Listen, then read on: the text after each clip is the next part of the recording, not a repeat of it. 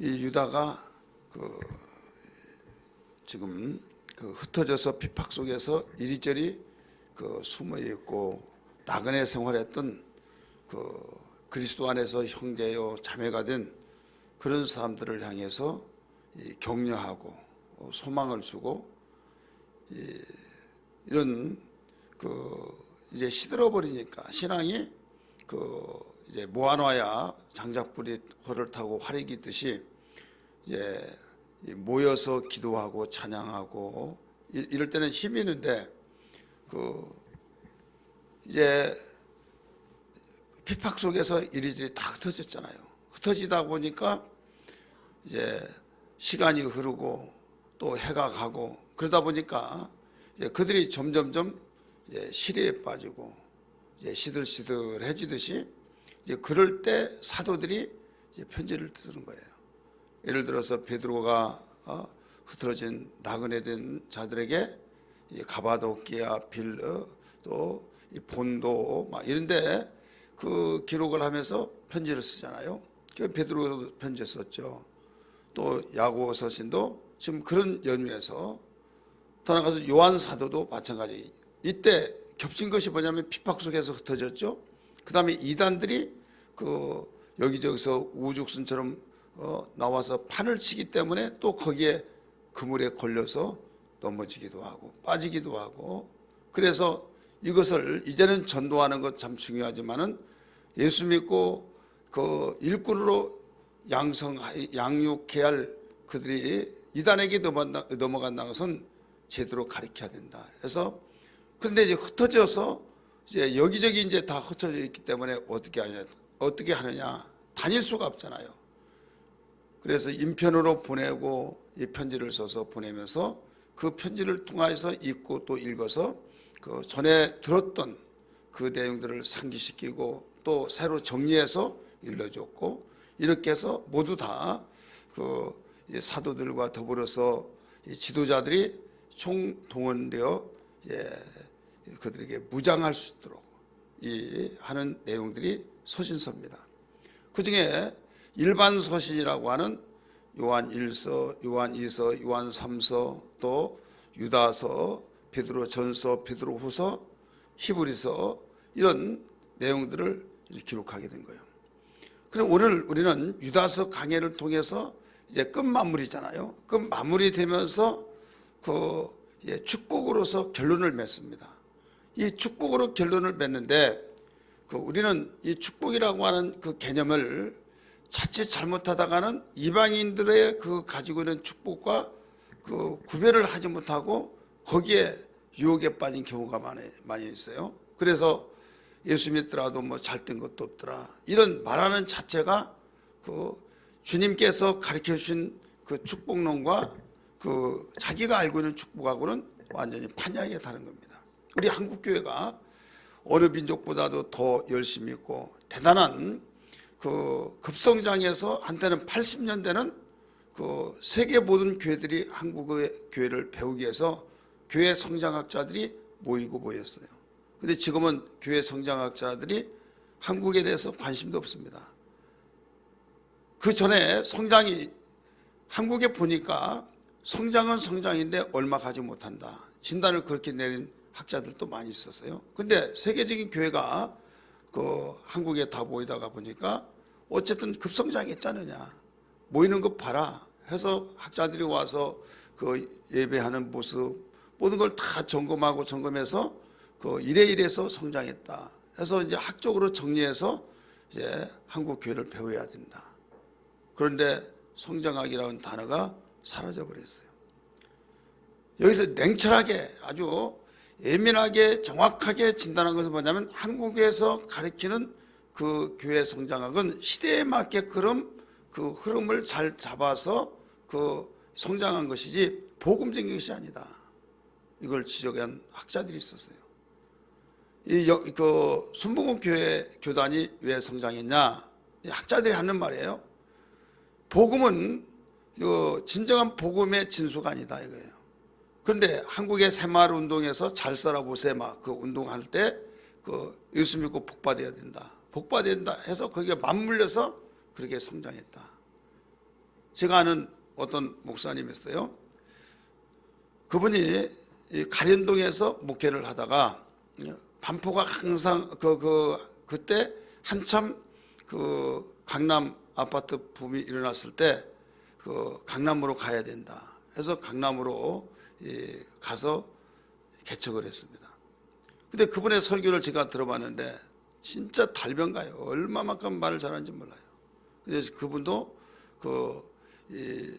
저의 그 종식하고 똑같아요. 홍아무개 목사님이요.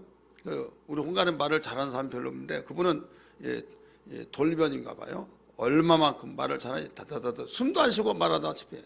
얼마나 잘하는지.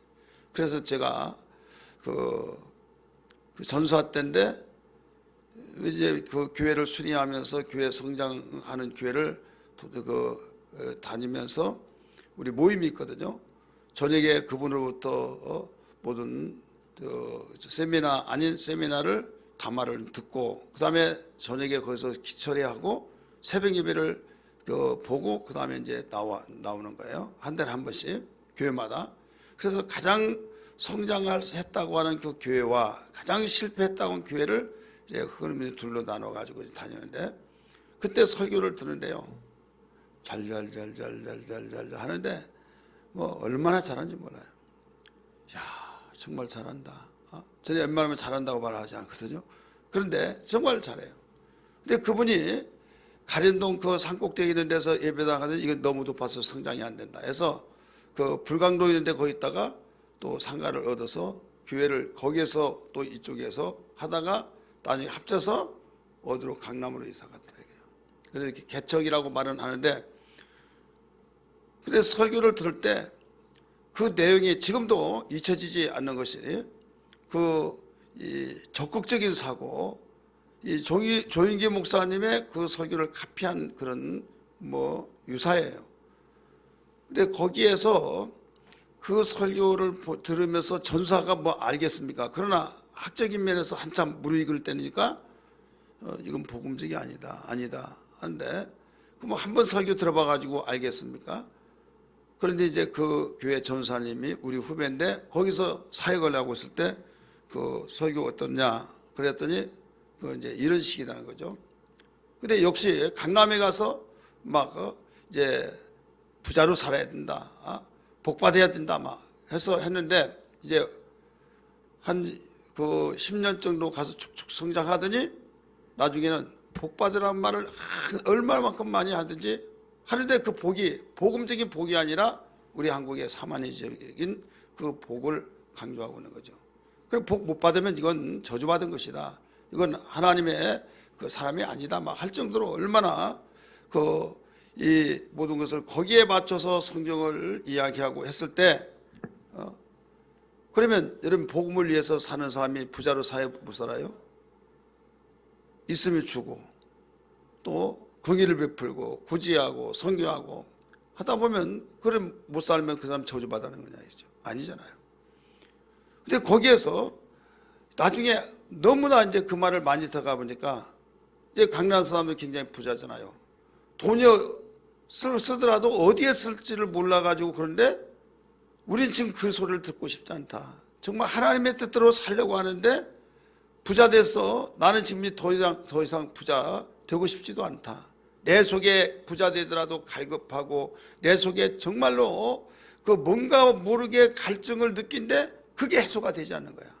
여러분이 알아야 할 것이 그 돈이 없을 때는 돈만 있으면 행복한 것 같고 이건 뭐냐면 배고플 때는 밥만 먹으면 행복하죠. 그게 그렇게 될 것 같죠. 막상 밥을 먹고 배부를 때 되면 또 다른 것이 또 기다리고 있는 거예요. 또 거기에서 갈증을 느낀 거죠. 갈증을 느낄 때 이제 어디 맛있는 거 먹으러 간다. 그러면 그 맛있는 거 먹으러 몇 시간씩 차 타고 다닌다. 어떤 사람은 중국까지 가서 먹고 와요. 중국 가가지고 곰 발바닥 먹고 왔다. 모기는 요리 먹고 왔다. 그래가지고 그것 때문에 사천성으로 가서 먹고 오고 그러면 하면서 그러면 하면서 돌아서면서 또 갈증을 느낀다 이거죠. 그래서 예수님이 수가성 여인을 가르쳐 준 이유는 뭐냐면 수가성 여인은 개인이 아니에요. 모든 사람들을 예표하고 가르쳐 준 거예요. 네가 마시는 물은 목말라서 다시 길러 오지만은 내가 주는 물은 영원히 목마르지 않고 배에서 생수와 같이 흘러나리라. 샘 솟듯이 솟아나리라. 이건 무엇을 말하고 있어요? 인간은 아무리 나에게 권력에 목말랐을 때 권력이 주어지면 나중에 또 다른 것이 또 목말라는 거예요. 정주영 고인 한번 보세요. 그가 똑딱똑딱 할 때 수천억씩 계속 들어오는데 돈이 없어서 갈증 나가 있습니까? 돈이 있어 보니까 나중에 권력에 갈증이 난 거예요. 그래서 대통령 후보 했잖아요. 그러니까 사람은 내가 지금 부족하다고 한 거 그게 갈증을 느껴서 그걸 채우면 또 갈증 나고 또 갈증 나고 그래서 수가성 여인이라고 하는 거예요. 그래 이 땅에서 살면서 이 땅에 가지고 우리는 갈증을 해소할 수가 없다는 걸 알아야 될 줄 믿기 바랍니다. 영적인 것으로 갈증을 해결할 수 있는 거예요. 그래서 성경은 예수님이 마귀에게 첫 번째 그 시험 받을 때 사람이 떡으로만 살 것이 아니요 하나님의 입에서 나오는 모든 말씀으로 살 것이니라. 떡을 부정한 것이 아니에요.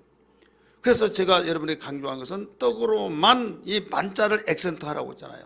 사람이 떡으로만 살 것이 아니요. 그런 떡을 인정한 거예요. 그러나 떡을 인정했지만 떡으로만 사는 것이 아니다. 하나님의 입에서 나오는 모든 말씀으로 살 것이다 라고 선포한 거예요. 저는 개척을 해보기도 하고 지금까지 왔지만은 여기 와서 여러분 들어서 아시겠지만은 그 입당 예배를 드렸어요. 우리 친구 목사님, 내 지인들 와가지고 홍 목사님 참 대단합니다. 존경합니다. 부럽습니다. 우리 예배당 하나도 못 지는데 이게 다 체육관도 교회 치냐고 교육관도 그러냐고 그러면서 건물이 4개가 되니까 막 부러워가지고 우리는 하나도 못 지었는데 어떻게 4개나 되냐고 하면서 이제 저기 콱콱 채울 것만 남았네요. 근데 저는요 개척할 당시에 돈이 없고 목말라서 또 배고파서 그 먹지 못하고 그럴 때도 월세를 달라고 했을 때 돈을 줄 수가 없는 거예요. 그럴 때 하나님 지금 돈이 없습니다. 월세 낼 돈이 없습니다. 물질을 주세요. 먹을 것이 없을 때는 배고프다고 하면 초라하게 보이잖아요. 그러니까 하나님 금식 명령된 걸 나에게 금식하라고 하신 것을 제가 알겠습니다 하고 금식한 거예요. 금식하면서 그래야만 서글프지 않으니까 그러면서 그 기도하고 애통해하며 그러다가 보니까 위로가 되고 없으면 기도하고 하다 보니까 몸은 뭔가 힘든 것 같은데 속에서 어딘가 우리 기쁨이 있는 거예요. 기쁨. 샘솟듯 솟아넘치는 그 기쁨과 감격. 그래서 응답해 주실 때 하나님은 살아계시다. 하나님은 살아계시다고 하면서 그 확신 속에서 그러니까 그 뒤로부터는 어려움이 나에게 어려움이 아니라 또 기도하라고 하시는구나. 또 기도하면 또 응답받고 그러니까 하나님은 살아계시다고 하는 그 고백이 되어지지 않아요. 근데 이리 와서 이 예배당을 지으면서 새벽 그 4시에 일어나서 기도하고 그 다음에 그 이제 새벽 예배 끝나고 곧바로 공사 현장 와서 밤 10시까지 하고 그 다음에 이제 그 서울로 가면서 해장국 먹고 저녁 해장국 먹고 그 다음에 이제 자재를 또 다 그 빼야잖아요. 못 들어간 거. 인터넷에 다 검색해가지고 그래서 그거 다시 메모해서 이제 아침에 되면 또 거기에 시키고 그렇게 하다가 보니까 기도를 제대로 못한 거예요. 기도 제대로 못하죠. 그렇다고 해서 제가 설교 안 한 것도 아니에요. 설교 제 모든 목회는 정상 다 했어요. 하지만 나만이 아는 내 밥량이 이만큼인데 이만큼 먹어가지고 여러분 살겠어요? 항상 허기지듯이 나의 기도의 양, 말씀을 연구하는 양, 나에게 그 성경을 접하고 그런 양들이 나에게 있는데 그것을 제대로 먹지 못하다가 보니까 완전히 소진되어 버린 거예요. 이럴 때 하나님께 기도할 때 하나님 나에게는 지금 사람들이 아무리 온다 할지라도 감당 못합니다.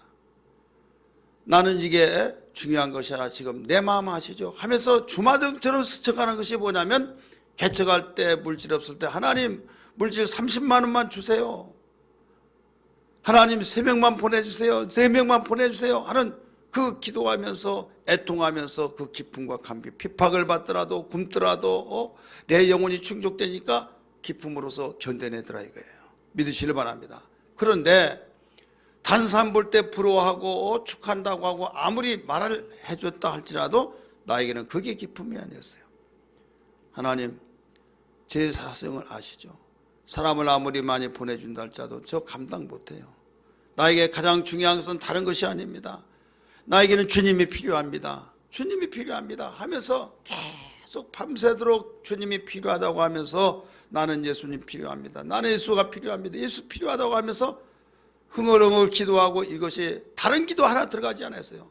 그래, 예수가 필요하다고 한 그 말 속에는 나에게 개척했을 때 부르짖고 애통하고 말씀 속에서 그 굶어가면서도 50일 동안 붕해를 하고, 그 굶어가면서 이 부흥 집회하면서 없으면 또 금식하라고 하는 신호라고 하면서 20일, 30일, 40일 할 것 없이 계속 하면서도 기쁨으로 이겨냈던 그 시절이 가장 행복한 거예요. 가장 행복한 것이, 그래서 영적인 것이 이래서 그렇구나. 그래서 그때 경험을 하면서 주님이 말씀하신 것이 가슴에 팍 들어온 거예요. 뭐냐면, 사람이 떡으로만 산 것이 아니라 하나님의 입에서 나오는 모든 말씀으로 살 것이니라. 그렇기 때문에 개척해서 나에게 영적으로 충족돼서 견뎌냈던 것과, 물질이 있었을 때 그 영적이 빈곤해지고 나에게 그 소진되었을 때 비교했을 때, 인간은 떡으로만 사는 것이 아니로구나. 믿으시길 바랍니다. 그리고 강남의 사람들이, 우리 한국의 사람들이 그 보릿고개 6.25가 터지고 80년대 막 이럴 때, 그 너무 어려웠을 때, 그때는 하나님 물질 주세요 해서 하나님께 무릎 꿇었어요. 무릎 꿇는데 지금 한국교회가 무너지고 있는 이유가 왜 그러냐? 물질의 풍요가 생기니까 이제는 하나님의 뜻대로 살기를 원합니다. 기도하지 않아요. 의학이 발달되고 의료비가 굉장히 우리 세계에서 제일 쌉니다. 그러니까 조금만 적으면 그냥 병원에 가는 거예요. 병 고치달라고 합니까? 병 고치달라고 기도하면 이상한 사람이 되어버린 거예요. 하나님께 나와서 기도하면서 병 고쳐달라고 하는 이것도 없고, 지금도 신유를 위해서 기도하냐고, 지금도 병 고쳐달라고 교회가 있냐고. 그러니까 예수님이 말씀하시기를 하늘로 올라가시면서 내 이름으로 병 고치라, 내 이름으로 귀신 쫓아라, 내 이름으로 병자에게 손을 얹은 적 나으리라 하신 말씀대로 설교하고 강조하면 이상한 교회가 되어버린다 이거죠. 왜 그런 줄 아세요? 물질이 풍요가 있다가 보니까 물질이 하나님이 된 거예요. 교회에 와서 하나님께 기도와 찬송은 그냥 형식적으로 하는 거고, 오직 나에게 전심을 다해서 오직 먹고 입고 마시고 예수로 먹고 예수로 마시고 예수로 옷 입듯이 정말 애통하는 심정은 약해져 버리고, 나에게 조금 시간이 있으면 여가 생활에 빠져서, 목사가 다른 목사님은 모르잖아요. 홍순대 목사는 그래요.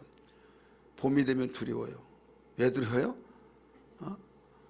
이제 꽃놀이 다니라고 가지고 여름 이제 어서 빨리 봄에 가라. 근데 또 여름이면 또 두려워. 휴가철을 하죠.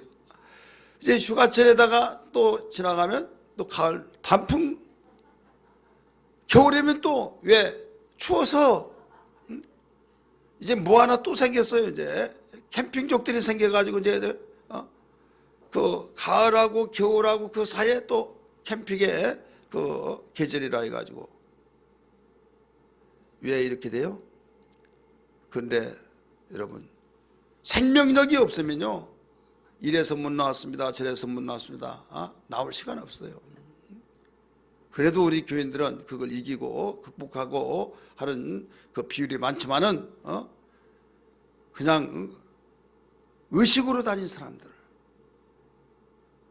의식과 형식이 남아서 겉으로 볼 때는 그리스도인이에요. 그래 생명력이 없다 이거예요. 예수님 오신 목적이 뭐예요? 요한복음 10장 10절 말씀 보면 생명을 얻게 하고 생명을 더 풍성케 하기 위해서 오셨다는 걸 믿으시길 바랍니다. 생명을 얻는 것은 예수 그리스도께서 나를 위해서 피 흘려 주심으로 나의 구세주가 되었다고 하는 것을 믿고, 예수님 나 같은 죄를 위해서 나를 위해서 죽으신 걸 참으로 감사합니다, 어찌하오리까 하면서 회개하면서 예수를 나의 구세주로 모셔드려요. 하나님의 사랑으로 아들 예수를 보내주셔서 그 예수를 나의 구세주 모셔드릴 때, 영접했을 때 우리는 거듭나 하나님의 자녀가 되어서 생명을 얻었다 이거예요. 믿으시길 바랍니다. 생명을 얻었는데 대부분 복음 하다가 생명을 얻어서 구원받으면 다 된 줄 알고 있어요. 근데 내가 온 것은 생명을 얻게 하고, 그 다음에 그게 뭐예요? 다음에 더 풍성히 얻게 하려 하십니다. 더 풍성히는 어린 나이 낳았을 때 응아 하고 울잖아요. 그러면 생명 얻은 거잖아요. 그러면 다 산다는 보장이 있어요? 없잖아요.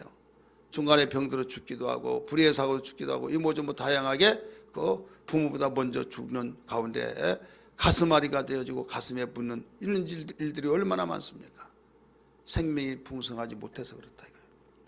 과거에 교회 생활하고 자기가 개척 멤버였습니다, 내가 이런 사람이었습니다, 여전도회 회장이었습니다, 내가 청년회장이었습니다, 집사였습니다. 여러분 전도하다 보니까 얼마나 많습니까? 근데 지금은 핍박쟁이가 됐어요. 한때는 자기가 예수 믿고 내가 전도도 했던 사람이에요. 왜 그러냐 이거예요. 생명력이 없어서 그래요. 농사짓는 비유 잘 알잖아요. 밭에는요 곡식이 자라야 될 줄 믿습니다. 곡식이 자라야 하는데 곡식이 자라지 않고 풀이 자라버리면 곡식은 완전히 망치는 거예요. 그렇기 때문에 곡식을 자라게 하려면 풀을 다 제거시켜야만 됩니다. 악한 마귀의 더러운 생각과 또 우리에게 욕심과 육신의 생각, 이모저모 다양하게 지금 시대의 흐름에 따라서 합리성에 있어서 세속화되어지는 이것을 다 뽑아내야 된다 이거예요. 믿으시길 바랍니다. 물리쳐야 될 줄 믿습니다. 그럴 때 내 신앙이 성장하는 거예요. 그런데 세속화되어지면서 내 신앙이 성장하려고 하면 여러분 꿈에서도 깨야만 됩니다. 바라지 말아야 한다 이거예요. 풀을 맺지 않냐고 어떻게 곡식이 자라느냐 이거예요. 풀이 빨리 자랍니까? 곡식이 빨리 자랍니까? 농사를 안 지어봐서 모르죠. 풀이 빨리 자라냐 곡식이 빨리 자라냐? 풀이 빨리 자랍니다. 그래서 이런 말 하잖아요. 신앙생활이 왜 이렇게 하기 힘드냐고, 왜 이렇게 하기 힘드냐고. 올라가 계속 이제 좀 올려놓으면 무슨 싸움 한 번 하고 와르르 내려가 버리고 완전히 돈 잃어버린 것 때문에 내려가고 다 신앙 팔아버리고 시험 들어버리고, 그러니까 무너진 건 쉬웠다 이거예요. 풀은 왜 이렇게 잘 자랍니까? 엊그제 메고 비와 와서 그 다음 며칠 뒤에 가보면 벌써 확 자랐어요. 자라나라고 하는 곡식은 안 자라. 믿음 성장하고 나에게 은혜 받고 기도하려고 하고 성경 보고 전도하고 그것은 해야겠다고 결단을 내리더라도 잘 안 돼. 근데 시험은 잘 들어야 안 들어요? 여기 있는 사람 빼놓고 왜 이렇게 잘 뜬지 몰라. 그래야 성장할 수가 없죠. 그럼에도 불구하고 곡식을 잘 자라게 하는 농부가 있다 이게 어떤 삶이에요? 싸우는 거예요. 풀을 메고 병들면 농약을 치고 다른 농부보다 더 부지런하고 시간 간 줄 모르고 거기에 골몰하고 완전히 거기에 헌신하는 사람들이에요. 마찬가지예요. 우리는 조금만 마음이 답답하더라도 주님 내가 왜 그랬사옵나이까, 나는 알지 못하오니 내 눈을 열어서 나의 영적 상태를 알게 하여 주옵소서 하면서 애통하면서 어떻게 하더라도 믿음의 선한 싸움을 싸우면서 신앙을 성장시키려고 몸부림친다 이거예요. 믿으시길 바랍니다. 이것을 바울은 뭐라고 하느냐, 믿음의 선한 싸움이라고 말했어요. 따라서 합시다. 믿음의 선한 싸움.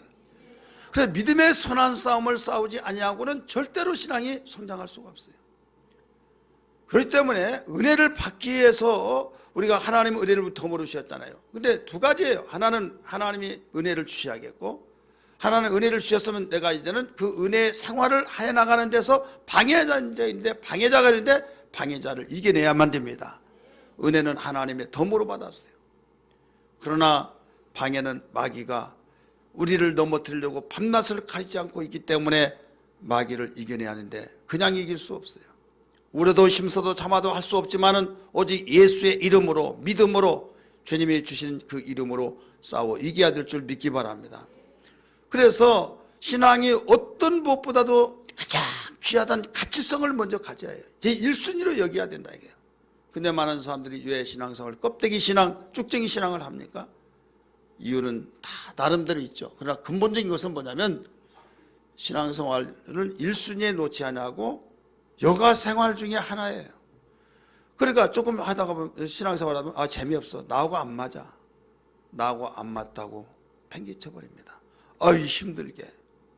여러분 신앙생활 하기 힘들다고 말하면 뭐라고 옆에서 이야기해줘요? 교회 가자면 힘들다 못 가. 왜 이렇게 신앙생활 힘드냐고. 그럼 뭐라고 해요? 뭐라고 해야 한다고요? 힘드는 것이라고 가르쳐요. 뭐가 힘드냐고 하지 말고 이제 알았냐고 힘든 것이라고. 그래서 곧바로 힘든 것이라고 거기에서 끝나면 안 돼요. 농사 짓는 농부 이야기해 주세요. 풀 메고 또 농약 지고 비료 주고 가꾸고 힘든 거냐 힘들지 않느냐. 나는 농사 안 지어봐서 모른다. 그러면 자식도 농사다. 자식 농사 지을 때 자식이 낳기만 하면 저절로 자는 줄 알았더니 얼마나 힘드냐. 정말 그렇거든요. 그런 거야. 바로 그래서 일러줘야 해요. 저절로 된 거 아니에요. 그래서 힘써 싸우라 라고 베드로 사도로 가르쳐 줬어요. 바울은 수없이 믿음의 선한 싸움을 싸우라 라고 가르쳐 줬어요. 그래서 십자가에서 십자가의 군병으로를 불렀다 이렇게 가르쳐 줬어요. 군인과 같이 싸우라는 거예요. 자, 오늘 우리는 유다가 마지막 마무리하면서 축복을 명령하고 축복으로 마무리하면서 여기에서 어떤 축복을 가르쳐 주느냐. 오늘 여기 24절에서 가르쳐 주기를 보호하시는 축복입니다. 따라하십니다. 보호하시는 축복. 그래 하나님이 보호하시는 축복이 얼마나 귀하다는 걸 우리는 알아야 된다 이거예요. 세상의 사람은 돈만 있으면 그 이상 더 바랄 것도 없어. 돈 가지고 다 하니까. 돈 가지고 아프면 병원에 가고 어떤 놀러 가면 돈이 있어야 하니까 놀러 가고 또 자식 키우는데도 교육비가 얼마나 비싼가. 돈이 있어야 집을 살려고 하도 돈이 있어야겠고 돈이면 다 해결해야. 자, 일반적으로 언뜻 듣기에는 생각하기는 그렇습니까 안 그렇습니까? 그렇잖아요. 예수 믿더라도 돈이 없고 물질의 복을 못 받는다. 복 하나도 안 주셨다고 이렇게 말한다 이게요. 어떤 권사님이 그런 말을 해요. 그래서 권사님 복 하나도 못 받았어요? 왜 하나도 못 받았대요? 구원의 복 받았잖아요. 그거 말고요. 뭔 말고요? 그건 구원의 복은 복으로 여기지도 않아요. 여기서는 복을 많이 받았다고 하는데 여기서는 바로 안중에도 없다. 그러니까 마귀는 그걸 알고 너 예수 믿더라도 잘된 거 뭐가 있냐, 잘된 거 뭐가 있냐 계속 속에서 속삭이니까 너 그렇게 그 예수 열심히 잘 믿어가지고 물질의 복도 못 받아가지고 너 전도할 수 있냐? 예, 권사님은 그 복도 못 받아가지고 전도한다고 그래요. 권사님이나 받고 전도나 하세요. 그러면 내가 할 말 없는 것 같아. 여러분 이때 뭐라고 해야겠어요? 뭐라고 해야겠냐고. 정신 차려요. 사탄아 물러가라. 딱 단호하게. 예수 믿고 구원받는 것보다 더 큰 축복이 없다. 나는 현재 궁핍한 내가 사용할 때 좀 어려워서 그렇지 이보다 더 큰 축복이 없다. 이거 확신히 알아야 된다. 예수님이 회개하라 천국이 가까웠다고 말씀하시고 난 뒤에 첫 번째 가르친 내용이 뭐예요? 복에 대해서 가르쳐 줬잖아요. 복에 대해서 가르쳐 주는데 그 복이 우리가 가지고 우리가 정말 원하고 흠모하고 그런 복을 가르쳐 준 것이 아니에요. 심령이 가난한 자는 복이 있나니 마음이 청결한 자는 복이 있나니 긍휼히 여긴 자는 복이 있나니 애통한 자는 복이 있나니 하나에서 8가지가 모두 다 이 땅에서 흠모하고 관심 갖는 복이 하나도 아니더라고요. 8번째는 무슨 복입니까? 나를 인하여 비박을 받고 박해를 받고 욕을 얻어먹는 자는 복이 있나니 하늘에서 상급이 큼이라. 선자들이 다 이와 같은 길을 받았느니라. 예수님이 가장 먼저 가르친 복은 세상 사람들이 원하는 복을 하나도 아니다는 거예요. 그러니까 이 말은 어떤 뜻인가 하면 나를 따라오느냐. 나를 따라오려고 하면 너희가 그렇게 좋아하는 복에 대한 개념 먼저 바꿔라 이게요. 할렐루야. 믿으시길 바랍니다. 개념 먼저 바꾸지 않으면 너는 오래가지 못한다. 이거예요. 그러니까 수많은 사람들이 예수님을 따라다니고 발에 걸리도록 많이 있었지만은 예수님이 설교하고 난 뒤에 다 두두두두 다 떨어졌어요. 왜? 우리하고 안 맞다 이거예요. 나는 하늘에서 내려온 생명의 떡이다. 인자의 피를 먹고 마신 자는 생명이 있다 라고 하니까 야, 저 말 어렵다. 어떻게 저 말을 들을 수 있느냐 하면서 일이 다 도망가 버리고 누구만 남았습니까? 12제자만 남았어요. 요한복음 6장에 예수님 말씀하셨어요. 너희들도 가려느냐. 요한복음 6장 68절에 너희들도 가려느냐. 이미 지금 나를 떠났던 사람처럼 가려느냐. 가려면 가라 이 말이에요. 그랬더니 주여 영생의 말씀이 계시오매 내가 누구에게로 가오리까 라고 말했어요. 다 간다 할지라도 나는 아버지와 항상 함께 있기 때문에 나는 외롭지 않다. 예수님은 벌써 그런 말씀을 하셨어요. 그러니까 첫 번째 기초를 든든히 닦고 그 다음에 집이 건축이 되어야 하는데 한국교회가 기초가 든든하지 않다가 보니까 집을 올리니까 완전히 흔들흔들 하다 보니까 붕괴되듯이 철저하게 우리의 복이란 것은 뭐냐. 영적인 복을 주님이 가르치는 것처럼 그 복은 눈에 보이지 않지만은 보이는 것을 끌어올 수도 있고 믿으시길 바랍니다. 세상에서 할 수 없는 걸 해낸다 이거예요. 다윗과 이러면 사울 한번 보세요. 다윗은 무엇 때문에 핍박을 받았습니까? 만군의 여호와의 이름으로 내가 가노라 하는 골리앗 죽이고 난 뒤부터 핍박을 받은 거예요. 사울은 왜 다윗을 죽이려고 했습니까?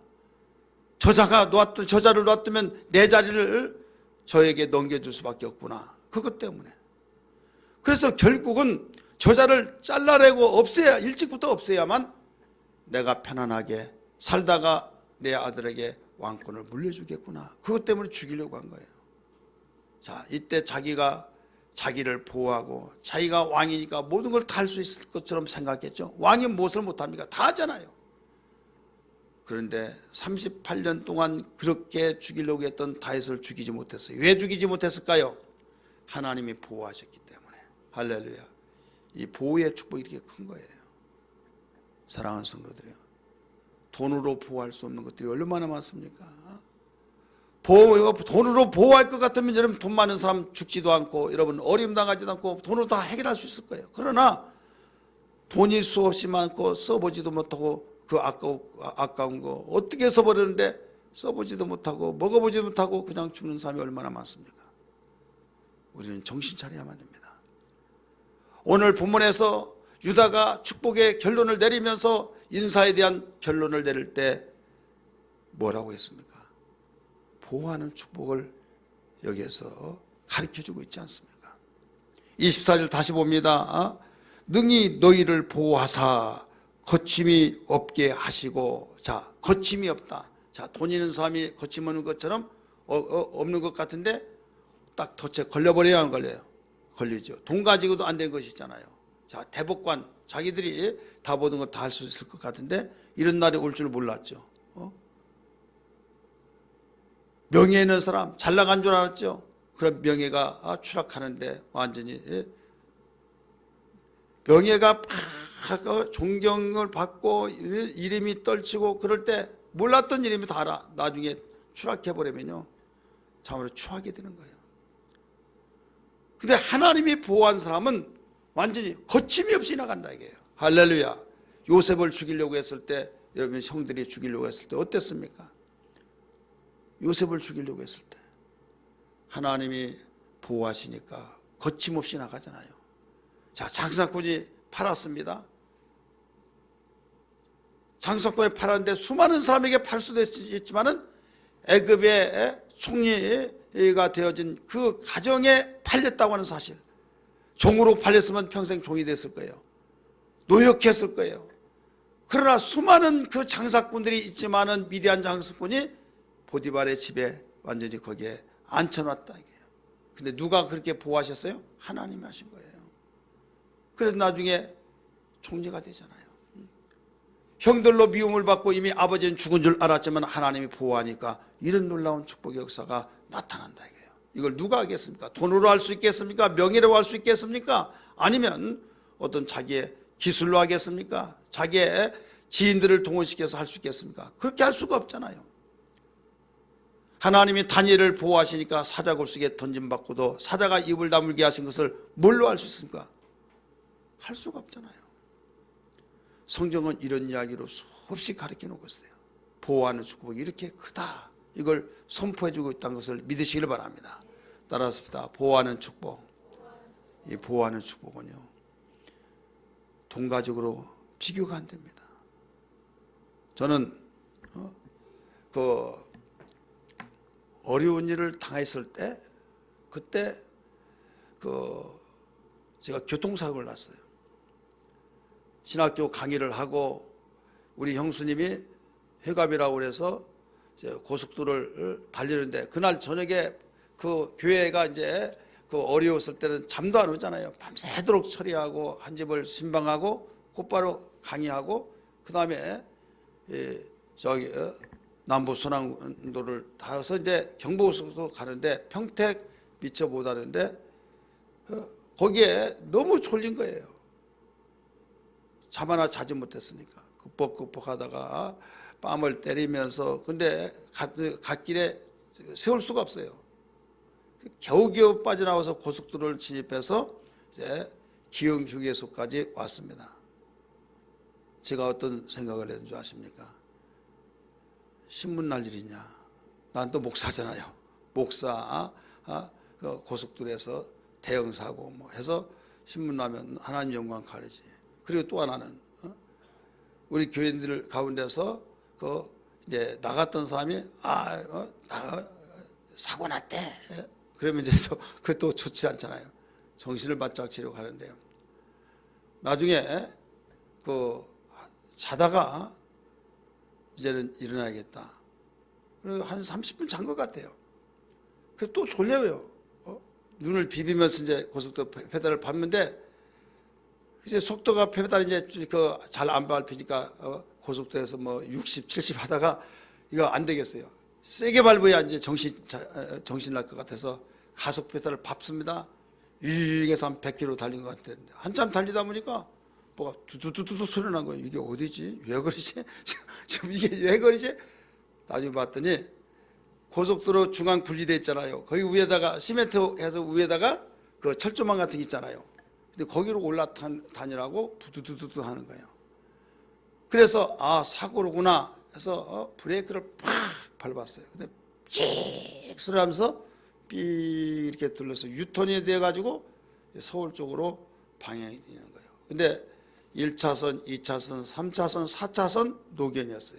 노견 바로 옆에는 축대였어요. 지나다니다 보면 옹벽, 중앙 분리대 옹벽에 막 타이어 짝북이 있고 막 그러잖아요. 그 왜 그런가? 그런데 그제서 이해가 된 거예요. 그런데 한참 핸드들을 붙잡고 있는데, 여보세요 막 예요. 그랬더니 괜찮아요? 괜찮다고 그랬더니 나와보래요. 나와 보라고 하는데 옹벽 있는 데가 너무 따기해서 못 나온다고 그랬더니 조수석으로 나오래요. 나갔어요. 그랬더니 괜찮냐고. 아니 괜찮지 않냐고 그랬더니 당신은 신이 도왔다고. 그 사람은 봤잖아요. 1차선에서 내가 1차선 달리는데 2차선을 건너서 3차선 건너서 4차선 건너. 그러니까 계속 차는 지나가는 거예요. 차는 지나는데 그 사이사이로 빠져나와서 유턴을 하고 있는 거예요. 근데 타이어 얼마나 세게 브레이크를 밟았는지 타이어가 마모돼 가지고 털어져 나가서 그 휠 있잖아요. 거기에 삐 이렇게 축이 돌려서 그 다음에 돌아서는 거예요. 머리털 하나 상하지 않았어요. 앞범바만 거기에 찌그러지고. 그래서 제가 그때 팍 느낀 것이 뭐냐면, 사랑하는데 종아, 너 할 일 있다. 이런 생각이 빡 나. 할 일 있으니까 하나님 보셨구나. 근데 그 이튿날 어떤 신문을, 뉴스가 나왔냐면요. 나하고 똑같은 사고인데, 똑같은데요. 1차선으로 가다가, 그 다음에 2차선에서 뻥 치니까 또 1차선으로 갔다고 또 치니까 3차선으로 갔다가 완전히 휴지 조각이 돼버리고 사람이 그 속에 다 일가족 다 죽어버려. 다 쓴 사람 다 죽어버린 거예요. 똑같은 사고예요. 자, 여기에서 나는 거기에서 다른 것이 아니라 내가 운이 좋아서가 아니라 하나님이 나를 보호하셨다. 그게 확신이 오더라고요. 확신이. 그러면서 하나님이 이렇게 보호하신 거, 이걸 돈으로 해결할 수 있습니까? 뭘로 해결할 수 있냐 이거죠. 우리는 위험이 도사리고 있는 이 시대에 하나님의 보호하신 축복이 없이는 온전하게 살아갈 수 없다는 걸 알아야 될 줄 믿기 바랍니다. 따라 삽시다. 내일 일을 모른다. 우리 옆에 분에게 내일 일은 모릅니다. 자, 우리는 어떤 복이 있어야 해요? 보호하시는 축복이에요. 아무리 막으려고 할지라도 거침없이 가게 하신다 이게요. 거침없이. 핍박을 받았던 초대교회 성도들이 움츠리고 죄인처럼 사는 것이 아니라 당당하게 회개하라고 하면서 복음을 전하고, 나그네지만은 그들은 하나님이 보호하신다고 하면서 이 편지들을 읽을 때마다 다시 힘이 생기는 거예요. 여러분, 교회 생활을 통해서 내가 시들어질 때, 시험 들을 때 말씀 듣고 깨닫고 회개하기도 하고 격려하고 받기도 하고, 또 용기가 나서 아 그렇구나, 하나님 나를 사랑하시구나, 하나님이 사랑하셔서 나에게 또 오늘 1호차 이 말씀을 주셨구나, 힘이 나잖아요. 믿으시길 바랍니다. 그래서 한 발자국 한 발자국 걸어가는 거예요. 그래서 우리 앞에는 거침이 없습니다. 장애물이 없습니다. 믿으시길 바랍니다. 왜 장애물이 없습니까? 주님이 다 치워주시니까. 사자굴 속에 사자를 다 입을 다물게 해버리고 이제 사자의 밥이 되었다 생각하는데 밤새도록 다리오왕, 이번에 그 성경 대탐은 골든벨이 나오려나 보랬어요. 제가 출제낸 건 아닌데 나올 것 같아요. 다리오왕이 그 대신들에게, 자기 신하들에게 그 완전히 놀아났다는 걸 생각하고 막 붕괴를 느끼잖아요. 왜? 한시법에 의해서 도장을 찍어주고 결국 다니엘을 집어넣고 엉엉 울면서 오락하지도 않고 금식하면서 다리오 왕이 하나님 다니엘을 살려달라고 막 기도하고 그랬을 때, 아침이 새벽에 동이 트기도 전에 사자굴 속 가에 돌아다니면서 다니엘아 다니엘아, 내가 믿는 하나님이 사시건대 너를 살리셨으면 대답해봐라. 그러니까 왕이여 만세수를 하옵소서, 왕께서 말씀하신 대로 나의 하나님께서 나를 여기서 보호하셔서 내가 이렇게 살았습니다. 그러니까 이리 올라오너라. 처벅처벅 올라왔어요. 아멘 좀 합시다. 다니엘하고 담 쌓고 사나. 그래가지고 막 얼마나 기뻤던지 막 보듬고 울고 막. 그래서 이때 자기를 완전히 농락했던 자들을, 처자식들 다 사자굴에 던져버렸어요. 땅에 닿기도 전에 다 바사먹었다라고 성경은 가르치고 있잖아요. 자, 여기에서 하나님 보호했어요, 안 했어요? 이런 내용을 말하려면요, 하루 이틀 아무리 이야기하더라도 끝이 없는 거예요. 성경에 하나님이 보호하신 복. 왜 이런 복들은 우리는 복같이 여기지도 않고 돈만 있으면 다 복이다라고 생각하고 그 이튿날 없어져 버리고 또 써보지도 못하고 날아가 버리고, 차라리 없을 때는 그냥 아끼고 있는데 있다 보니까 그냥 이게 지금 꿈이야 생시야 어떻게 쓰다 보니까 나중에 경찰서 와가지고 갑시다. 별의별 일이 다 일어나잖아요. 복권, 이런 복권에 목숨 걸지 마세요. 역학조사했는데요, 98%가 다 폐인되고 다 그렇게 됐대요. 우리는 하나님이 보호하셔요. 당당하게 살기를 주의 이름으로 축원합니다. 없는 것 같지만 내가 있고 무명한 자 같으나 유명하고, 바울이 고백했잖아요. 하나님이 오라시면 우리는 하나님 앞에 갔을 때 부끄럼 당하지 아니하고, 이 땅에서도 하나님이 나와 함께 하신다는 확신 속에서 주님 말씀을 지키다가 고생하고 고난을 당한 것은 여러분 나에게 자존심 상할 일이 아니에요. 자랑스럽게 얘기해야 될 줄 믿기 바랍니다. 자랑스럽게 여길 때 하나님이 배후에서 지키시고 인도하시고 보호하신다는 사실을 믿기 바랍니다. 형들로 미움을 받고 아버지를 보고 싶고 부모를 볼 수 없었지만은 요셉은 조금도 원망하지 않냐고 자기에게 꿈을 주신 하나님을 경외하면서 하나님과 함께 했을 때, 그는 당당하게 살 때 하나님께서 때가 되니까 높여놨어요. 하나님이 보호하지 않으니까요, 그렇게 자기가 보호하고 가정을 보호하고 그 보좌를 왕자를 거기를 그 보호하려고 다윗을 죽이려고 했던 사울은 그냥 화살 한 방에 날아가 버리더라고요. 근데 다윗 보세요. 활을 쏘았는데도 피하고 왕하고 겸상을 해서 먹다가 느닷없이 왕이 옆에 창을 들고 그냥 갔다가 탁 치니까 싹 피하니까 안 피했으면 여기를 뚫어서 벽에 박혀질 수밖에 없는데 그 피하게 만들어 버렸다 이거죠. 하나님의 보호하신 걸 믿기 바랍니다.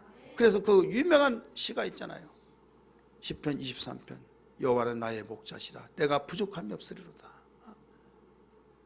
사망의 음침한 골짜기로 다닐지라도 내가 두려워하지 않은 것은 해를 받지 않은 것은 주의 지팡이와 막대기가 나를 안위하시나이다. 할렐루야. 그래서 내가 주의 집에 영원히 가리로다. 믿으시길 바랍니다. 여러분이 앞에 장애물은 없습니다. 믿으시길 바랍니다. 이게 첫 번째, 이게 하나님이 보호하신 축복이에요. 이제 두 번째는 하나님은 보호하셔서 하나님 여기까지 보호하셨어. 그런데 상대가 죽이려고 그래요. 상대가 마귀가 자기의 종들을 동원시켜서 이때는 야 너는 내가 함께한 것 알지? 너 비상시에 이 무기 가지고 쓰거라.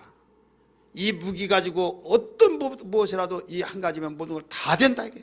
약방에 감추는 어디에도 다 넣죠. 다 넣듯이 이 무기 한 가지만 가지면 넌 어디든 다 쓴다 이게. 그 이름을 주셨어요. 그 이름이 뭡니까? 예수의 이름이에요. 따라서 봅시다. 예수의 이름. 요한복음 17장 12절에 예수님이 기도하셨어요. 마지막 기도하실 때 아버지여 내게 주신 자를 아버지께서 내게 주신 이름으로 죄를 보존하여 지키었나이다. 아버지의 이름으로 죄를 보존하여 주옵소서 기도했잖아요. 우리 성경 한번 볼까요? 요한복음 17장 12절 말씀.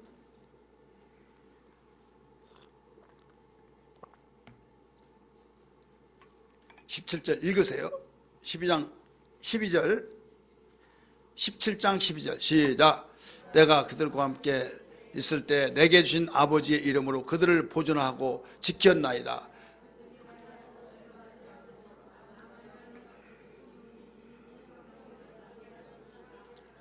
아멘. 내게 주신 아버지의 이름으로 그들을 보존하여 지켰나이다. 그러면서 그 예수의 이름으로 바로 우리 기업을 주셨다. 내 이름으로 귀신을 쫓아라. 내 이름으로 구하라. 내 이름으로 병 고쳐라. 내 이름으로 무엇이든지 원하는 대로 구하라. 그리하면 이루어 주리라. 여러분 예수의 이름은 우리에게 최상의 무기인 걸 믿기 바랍니다. 그래서 하나님이 은혜를 주셔서 보호하시고 때로는 유사시에 내 이름 가지고 너는 싸워 이겨라. 그래서 어디에서도 승리할 수 있도록 만들어 주셨으니 이보다 더 큰 축복이 어디 있냐.